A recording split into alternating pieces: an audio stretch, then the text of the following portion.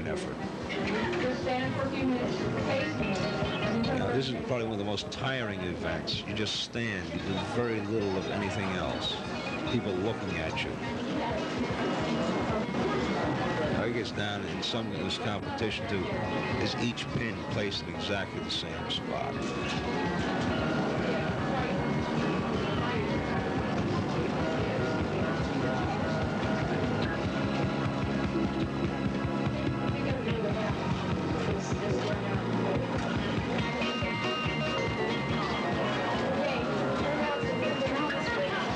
Look at this. Here's member number 3. The third person, the little young lady, did not count in the competition, but she was there with her mom and dad.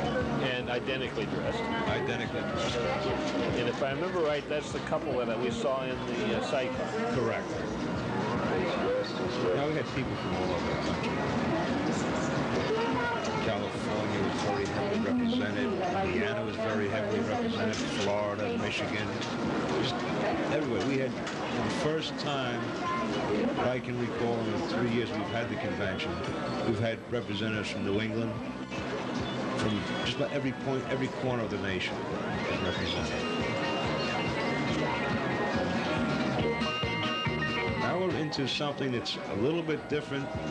This is, in fact, the most uniform chapter competition. This is... What were some of the regulations?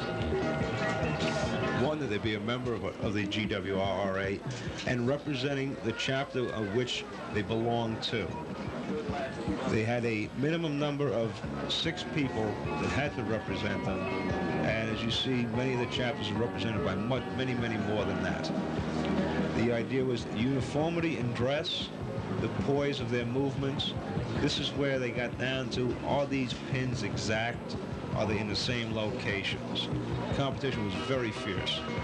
And also, if it was that the outfits could have been used to ride in and so on. Yes, that was another point of consideration. Were they practical to ride in? You know, excluding the hats, because we know we prefer to wear the helmets. It's the safest way for us. These particular cowboy hats have a tendency of keeping the sun off our heads while we walk around out here.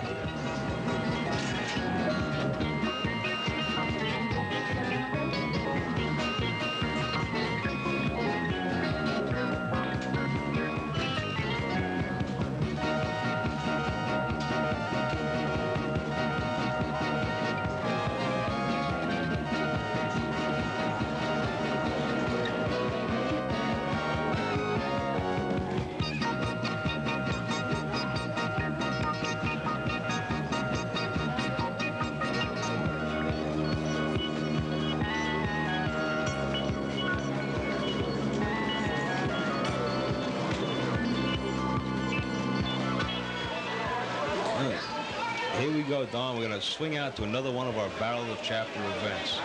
In fact, it's the final of the 5 events that we have. Before I saw the water, I was wondering if one of the Battle of the Chapter events was to see who could get the best suntan.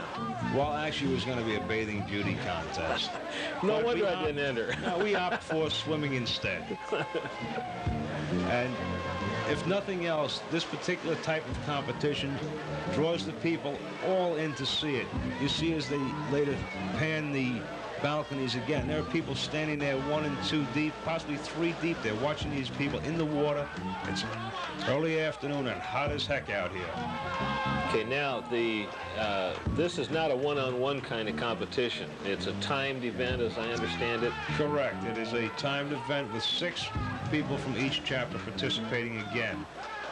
The first 5 swim 1 lap each.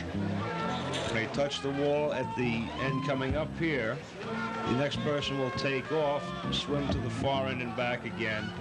The final member of the team has to swim 2 complete laps. And here they are just swimming against the clock. There's no head-to-head competition. Okay, I believe last year there was head-to-head competition that created perhaps maybe a little bit more excitement, but the exuberance of the crowd can certainly be heard. Oh, definitely. Look out here up on the balconies overlooking the pool. I suppose they're watching the competition or the bathing beauties. Well, I think I'll take a 5th on that.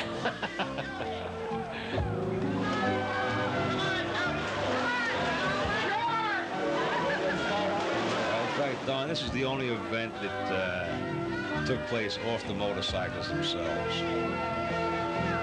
We can't be in shape to ride. We hope you're in shape to swim.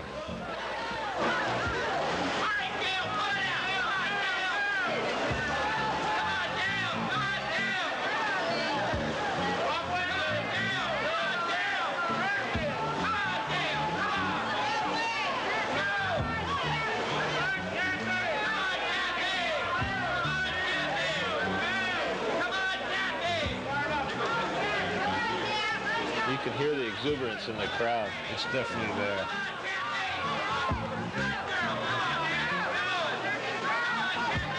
Well, we lose directions. We don't know where we're going, but eventually we do get there. MSF clinics held over at La Posada. This is a portion of the evasive steering course that our members took. Well, what are they trying to do here? They're actually going around obstacles comprised of pylons to get the feel of the right to left shifting of weight of the motorcycle. And they have a little discussion afterwards. We're represented here by Mr. Lyle Anderson, Western Regional Director of MSF out of Fair Oaks, California. Mr. Don Mapp, the fellow with the blue shirt with his back towards us. Copies for your own bike, a good checklist for your... At this point, they're handing out the checklist so that you can actually check your own bikes for safety. Right? This young lady did a really super job for us this year in selling 50-50 tickets as well as other tickets. We don't want to tell Jerry that she did too super of a job, except that we had to have the absolute largest 50-50 drawing that I've ever seen, and I don't think anybody can ever break the record except maybe Jerry next year. Next year will be bigger, for sure.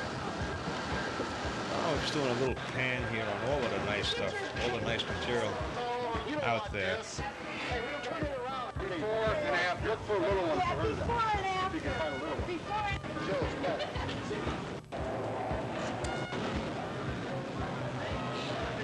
Absolutely phenomenal designs. Can't believe it. Without having been there. Different colors, the different setups on every one of these motors. Now here we take a nice shot of the Phoenix skyline. Incidentally, it might be interesting for you to know that 1982, we won't be looking at the Phoenix skyline. No, it definitely will be changed slightly.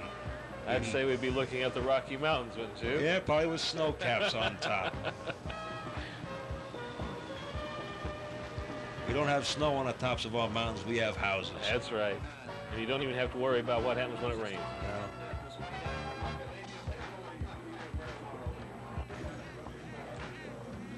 Now, this is almost self-explanatory.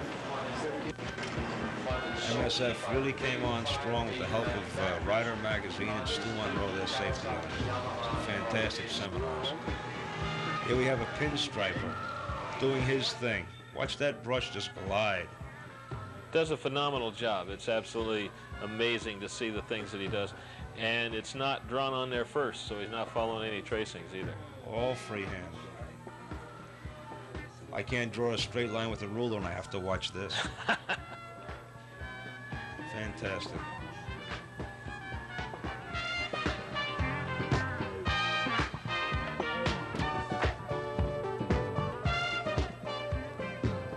Here I believe